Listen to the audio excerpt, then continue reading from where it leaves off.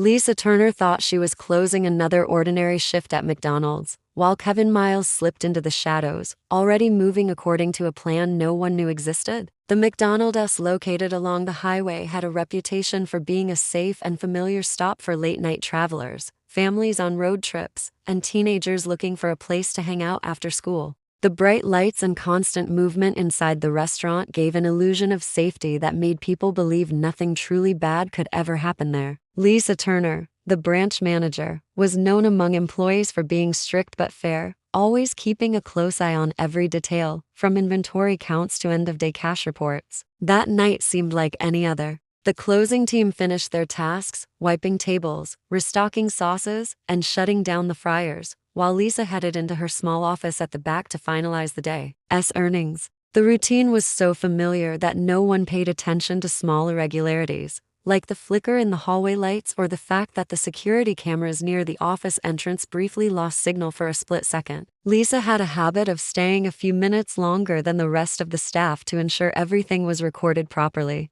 The employees clocked out one by one, assuming she would exit shortly after. However, when the last worker checked the break room and noticed that the office door was still closed with the light still glowing under it, a strange unease filled the air. The safe inside the office was slightly ajar, something that Lisa never allowed. The chair was pushed back as if someone had stood up quickly, and her keycard was found still resting near the computer. Her personal bag, which she always took with her, remained untouched beside the desk. Nothing about the scene felt like a simple step away from work. It felt abandoned, frozen in the middle of a moment that had gone wrong. When police arrived, they treated the situation as a possible disappearance but were puzzled by the lack of forced entry or signs of struggle. Everything looked neat, as if someone had carefully removed her without leaving chaos behind. The surveillance system showed an unexplained blackout just minutes before she vanished, creating a gap in time no one could account for. In a place designed for efficiency and routine, something unexpected had slipped through unnoticed. The ordinary background noise of ringing registers, fryer timers, and drive-through orders had concealed the beginning of something far more sinister,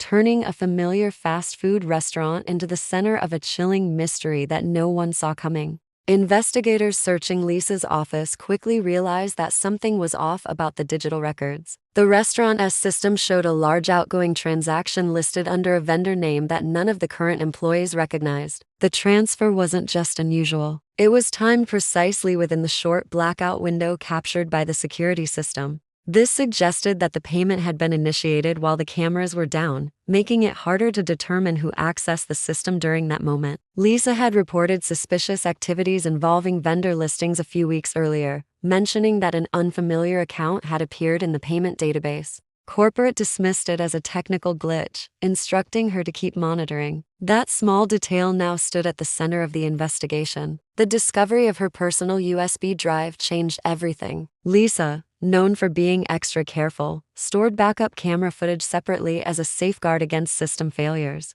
Detectives plugged in the drive and found partial clips from the night of her disappearance. The footage showed the hallway outside her office. During the late hours, when only a few employees remained, a figure passed through the corridor, moving confidently with a posture that indicated familiarity with the layout. The moment this figure approached the office door, the recording glitched, and the feed went black. When the video resumed, the hallway was empty again. The USB footage ended shortly after, adding more questions rather than answers. Meanwhile, the financial team assisting the investigation traced the suspicious transaction and found that it had been linked to a shell company created months before. The registration details were vague, using generic information that made it nearly impossible to connect the account to a real individual. However, the method of setup showed careful planning. The vendor account wasn't created in haste. It had been slowly integrated into the system to appear legitimate. Only someone with knowledge of how the internal payment structures worked could have executed such a move without immediate detection.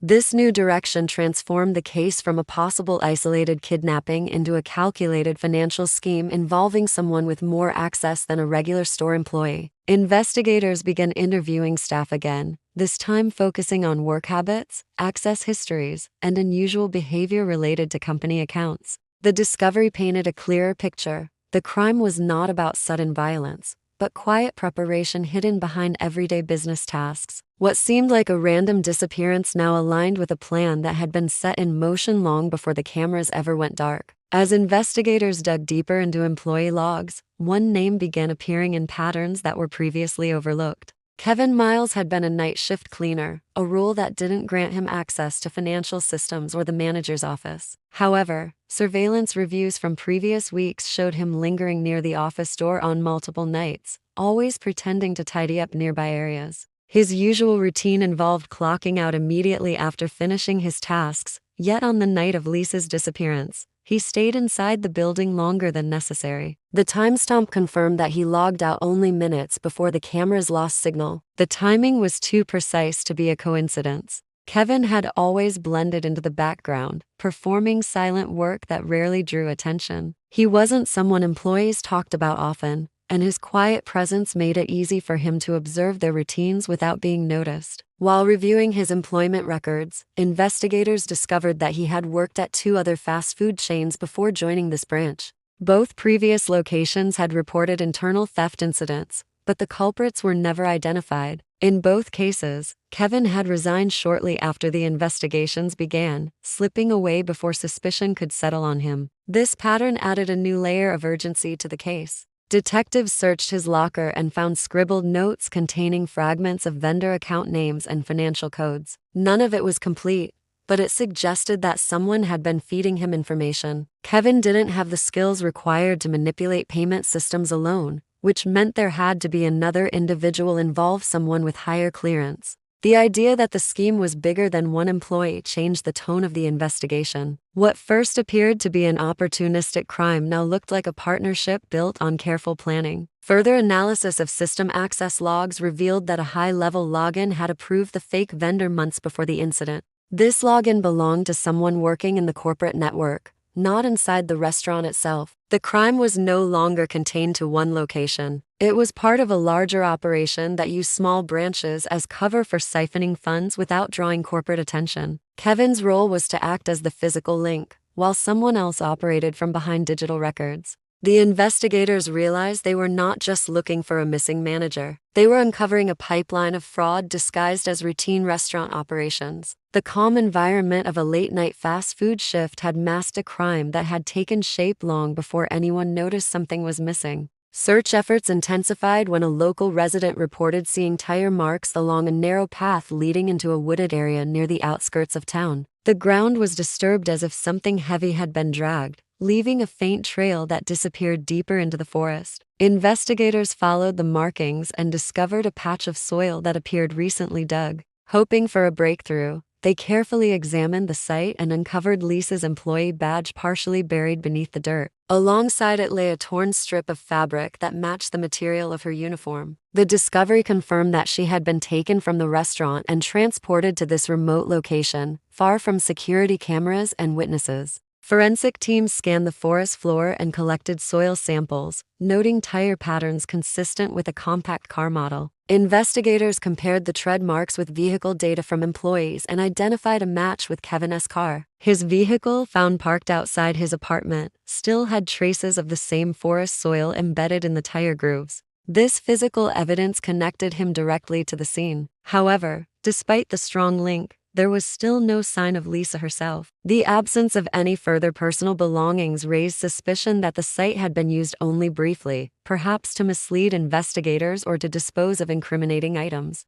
Traces of footprints indicated that more than one person had been at the site. The impressions varied in depth, suggesting different weights and shoe sizes, supporting the theory that Kevin did not act alone. Investigators began mapping the path the vehicle may have taken through the woods, tracking broken branches and crushed undergrowth. Every fragment of evidence pointed to careful planning. The forest, isolated and rarely visited at night, provided the perfect cover for temporary hiding or transferring important objects linked to the crime. As news of the discovery spread, the community reacted with disbelief. The idea that a crime of this scale had stemmed from a familiar fast food restaurant felt unsettling. Customers who had casually visited the branch days before now questioned every face they remembered seeing. Inside the investigation room, officers pinned new photographs on the board, drawing lines that connected financial fraud, a missing person, and an organized effort to erase digital and physical traces. Kevin's actions were no longer seen as isolated but as part of a chain designed to distract and delay. The forest discovery shifted the investigation from uncertainty to a clearer path. What remained hidden was the identity of the person operating from a level of authority much higher than a night shift cleaner.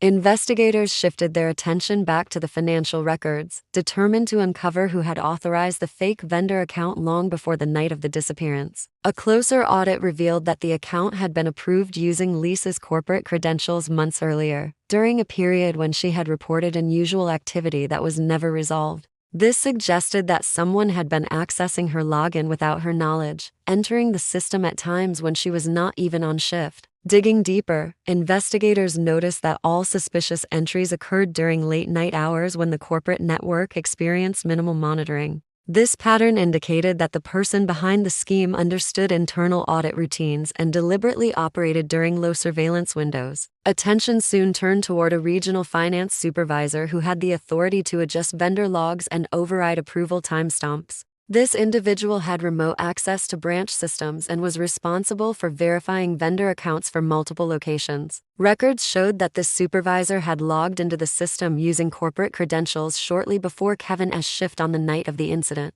By the time the cameras went offline and the unauthorized transaction was pushed through, the groundwork had already been laid. From a distance, Kevin's role appeared to be carrying out the physical part of the plan while the supervisor handled the digital manipulation, ensuring that blame would fall entirely on someone inside the restaurant if anything went wrong. Investigators built a timeline that connected every piece of digital and physical evidence. The supervisor had planted the fake vendor months in advance, waited for a moment when suspicion would be minimal, and used Kevin as an expendable accomplice. Lisa, being strict and observant, had unknowingly threatened their operation by questioning the account too many times. Instead of abandoning the scheme, the conspirators chose to eliminate the risk she posed. What appeared at first to be a sudden crime was in fact a long-term plan shaped by patience and precision. As evidence mounted, the case transformed from a single branch incident into an exposure of a hidden network exploiting financial loopholes within multiple locations. The McDonald's branch on the highway became the starting point of a larger investigation into internal fraud that had gone undetected under the cover of routine operations. The disappearance of a dedicated manager revealed a system where trust was exploited quietly from within. The case that began with a missing person report ended as a shocking demonstration of how ordinary workplaces could hide calculated deception behind everyday tasks and smiling customer service.